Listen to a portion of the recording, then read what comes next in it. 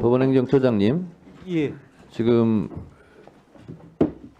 회의하고 오셨죠? 예, 대법관 회의. 대법관 회의 왔습니다. 예. 통해서 혹시 서부지방법원 폭동 사태 경과 보고서에 대해서 회의한 결과를 오늘 잠깐 지금 보고해 주실 수 있습니까? 예, 그럴 수 있겠습니다. 네, 그러면 잠깐 보고를 받도록 하겠습니다. 먼저 두 꼭지, 한 꼭지는 이제 저희들이 내부 확인용으로 이번 이제 서부법원에서 이제 법정 청사 진입 사태, 난입 사태에 대해서 정리한 부분을 말씀드리고, 또 한 가지는 그와 관련해서 전체 대법관님들이 다 오늘 오전에 모여서 이런저런 우려와 또 이제 걱정을 나눈 그런 부분을 간략하게 말씀을 드리겠습니다. 첫 번째 부분은 뭐 다들 아시는 부분이라고 생각합니다만은 1월 19일 날 새벽에 당직 판사가 영장 발부를 결정한 직후에 직원에게 공수처에 영장 실물 그리고 수사 기록을 인계하도록 지시한 후에 퇴근을 했습니다. 그리고 2시 53분경에 공수처에서 영장 실물과 기록을 수령한 것으로 보입니다. 2시 59분경에 서부지방법원에서 영장 발부 사실을 공지를 했습니다. 3시경에 대통령 구속영장 발부가 언론을 통해서 보도가 되었습니다. 3시 7분경 인근에서 시위를 벌이던 지지자들이 극도로 흥분해서 경찰 저지선을 뚫고 일부는 담을 넘어 법원 경내에 침입을 했습니다. 3시 21분경 지지자들이 경찰로부터 빼앗은 방패나 플라스틱 의자 등으로 법원 정문과 유리창을 깨부수면서 법원 내부에 진입을 했습니다. 당시에 그 지지자들이 소화기 등을 던져서 법원 유리창과 집기 등을 부수고 또한 영장을 발부한 판사를 찾기도 했습니다. 이 부분은 7층까지 올라간 것으로 확인이 되는데 그중에 7층에 있는 판사실 중에서 유독 영장 판사 방만 의도적으로 파손이 되고 그 안에 들어간 흔적이 있는 걸로 봐서는 이런 부분에 대해서 알고서 오지 않았나 하는 추측을 하고 있습니다.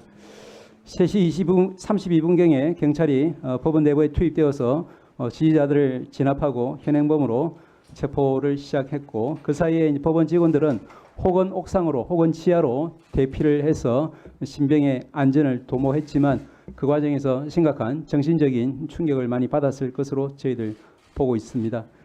5시 15분경에 청산의 진입자가 경찰에 의해서 모두 퇴출되었지만 일부 시위자들이 여전히 청사 외부에서 경찰과 대치하는 상황이 이루어졌습니다.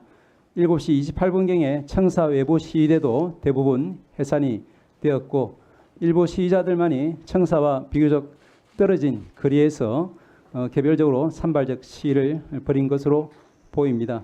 전체적으로 저희들이 이제 정신적인 충격 이런 부분을 빼고 시설의 물적인 피해는 현재로서는 6억 내지 7억 원 정도의 피해가 발생한 것으로 보입니다. 그리고 이제 저희들도 어제 일요일이었지만 전체 법원 행정처 여러 간부들이 서부지방법원에 가서 다 둘러봤습니다. 이제 동영상을 통해서 다들 보셨겠지만 제가 제일 충격을 받은 부분은 발바닥을 이제 디딜 틈도 없을 만큼 유리가 파편화되어서 많이 굴러다니는 그런 모습에서 충격을 제일 많이 받았다는 말씀을 드릴 수 있을 것 같습니다. 그래서 이제 오늘 월요일부터 정상적인 이제 재판과 또 민원 업무가 시작될 수 있을지 저희들도 걱정을 많이 했습니다만은 서부법원의 담당자들도 어쨌든 재판 업무가 사법 서비스가 중단 없이 지속되어야만 법치주의가 여전히 작동하고 있다는 것을 국민들에게 알릴 수 있고 그래야만 국민들이 안심할 수 있다, 이런 의견을 제시했고 저희들도 그런 의견을 받아들여서 저희들이 최대한 인력 또 시설 지원을 해서 오늘 업무는 또 재판은 정상적으로 진행되고 있는 것으로 압니다. 이상 말씀드린 부분이 전체적으로 저희들이 어제 파악한 상황이고요. 그리고 두 번째로 오늘 오전에 여러 대법관님들이 다 모여서 많은 걱정을 나누었습니다. 제가 이제 조금 정리해 본 바로는 이와 같습니다. 첫째로는 저도 그렇고 다른 대법관님들도 그렇고 30년 이상 법관 생활하면서 초유의 미정유의 사태라는 데 대해서 큰 충격을 다들 받았다, 이런 말씀들이 있었습니다.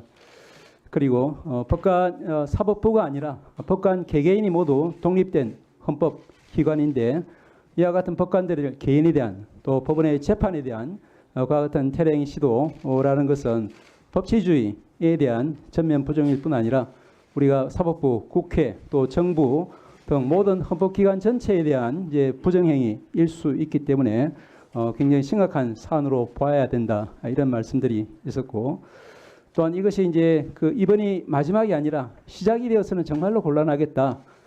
왜냐하면 법치주의 무시의 이와 같은 극단적인 행위가 일상화될 경우에 우리나라가 존립할 수 없다는 그런 걱정들을 많이 피력을 했습니다.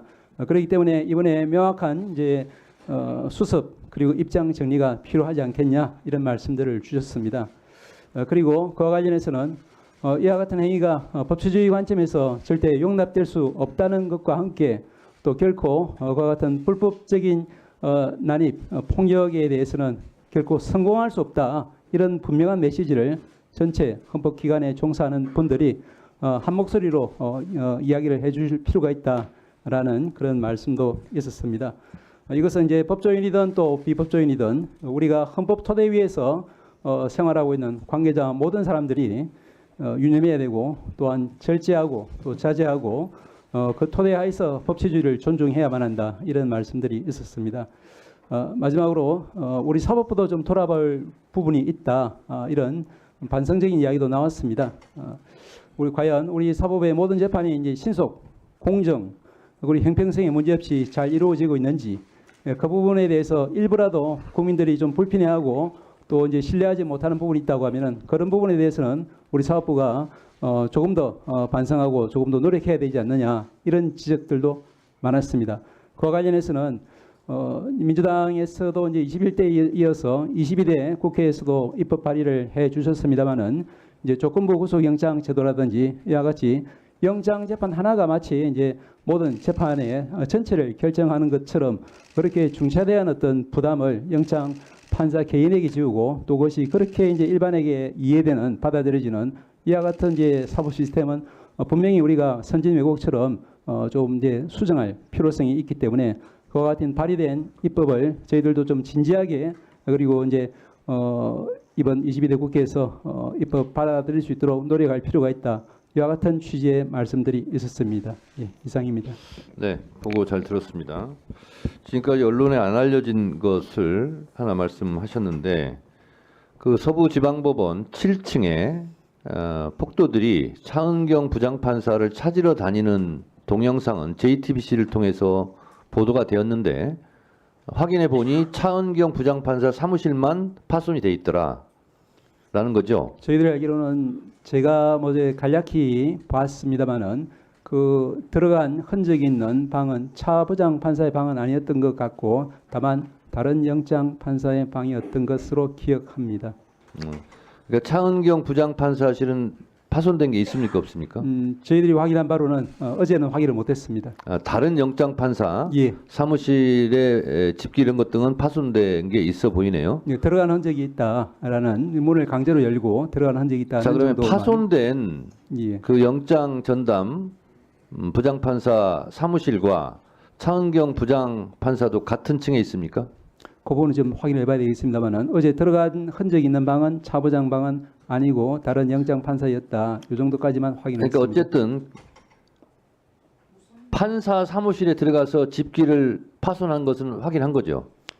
다시 말씀드리지만 문을 강제로 열고 들어가는 흔적이 있다라는 정도까지는 네. 말씀드리겠습니다. 그러니까 JTBC 보도에 따르면 차은경 어디 있어? 차은경 찾아. 차은경이라고 계속 얘기하고 있거든요. 저도 그 방송은 봤습니다만은 제가 어제 확인한 바는 방금 말씀드린 정도입니다. 위원장은 파손을 강조하는데 행정처장님은 들어간 흔적은 있고 그 다음에 답을 안 해요. 자, 이상범 간사 조용히 예. 하시고요. 답변하지 마세요. 발언권을 얻고 얘기하세요. 제가 지금 묻는 겁니다. 아니 왜 질문을 해요? 자, 의사 진행상 필요해서 하는 겁니다. 다시 정확하게 말씀드리겠습니다. 차은경 부장판사 사무실은 아니고 다른 영장 전담 판사 사무실에를 침입한 흔적은 있다라는 거죠. 예, 문을 이제 강제로 열고 들어가는 흔적, 강제로 열고 아, 들어간 게 침입한 거죠. 제가 방금 들은 바로, 확인한 바로는 차은경 부장 방은 사무실은 7층이 아니라 9층이었기 때문에 어제 진입한 곳은 7층까지만 진입한 것으로 네. 확인이 됐기 때문에 상관이 없는 것 같습니다. 그러니까 7층에 다른 판사실이 있고 판사들이 7층에서도 근무를 하는데 차은경 부장판사는 9층이기 때문에 거기까지는 안 올라갔고 예. 다른 판사 사무실에는 강제로 문을 열고 들어간 침입의 흔적은 있다. 예, 그 정도까지는 확인했다는 말씀을 드리겠습니다. 그렇습니다. 그러니까 차은경 부장판사 이름을 부르면서 7층까지 올라간 겁니다.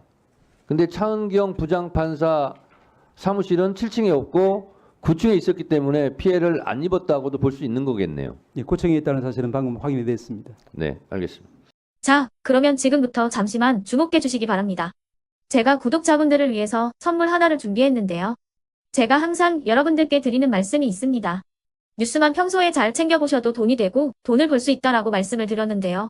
여러분들은 여기 보시는 삼성전자 뉴스를 보고 어떤 생각이 드세요? 아니면 정치인들의 뉴스, 날씨 뉴스를 보고는 어떤 생각이 드시나요? 그냥 뉴스만 보고 끝내는지 아니면 이 뉴스를 어떻게 이용할 수 있는지 이 부분을 고민하고 계시는지를 되물어보고 싶습니다. 그 이유가 뭐냐 하면 제가 지난번에 여러분들께 뭐라고 말씀을 드렸었죠? 지금은 반도체 섹터를 눈여겨보셔야 한다고 말씀드렸습니다. 그리고 나서 이런 썸네일들 뉴스를 통해서 많이 보셨을 겁니다. 반도체 내용이 이슈가 됐을 때 부자들은 어떻게 생각한다? 반도체 관련주들은 뭐가 있는지, 어떤 종목이 가장 좋은지, 어디에 투자해야 돈이 몰리는지 자연스럽게 생각한다고 제가 말씀을 드렸죠. 그 이유가 뭐냐 하면 부자들이 봤을 때는 이슈가 곧 돈으로 이어지고 그 이슈가 나에게 돈을 벌어준다는 경험적 확신이 있기 때문에 부자들은 항상 이런 사회적 이슈를 관심 있게 챙겨본다고 제가 말씀을 드렸습니다. 이번에도 마찬가지인데요. 제가 지난번에 시청자분들과 함께하는 주식으로 수익 내기 이벤트를 진행했었죠. 당연히 100% 무료로 진행을 했었고요. 여기 보시면 아시겠지만 제가 지난번에도 구독이라고 보내주신 모든 시청자분들께 반도체 관련주 중에 가장 크게 급등할 딱 한 종목, 많은 종목도 아니라 한미반도체 한 종목을 여러분들께 추천드렸어요. 그러면서 여기 나와 있는 대로 정확히 얼마에 매수해야 하는지 그리고 수익률이 어느 정도 나왔을 때 팔아야 하는지를 이런 부분들까지 여러분들에게 정확히 알려드렸었는데 지금 실제로 어떻게 되었다? 오른쪽을 보시면 아시겠지만 제가 지난번 문자 발송으로 이 한미 반도체를 소개해드리고 나서 실제로 이렇게 5배 이상 어마무시한 상승이 나왔습니다.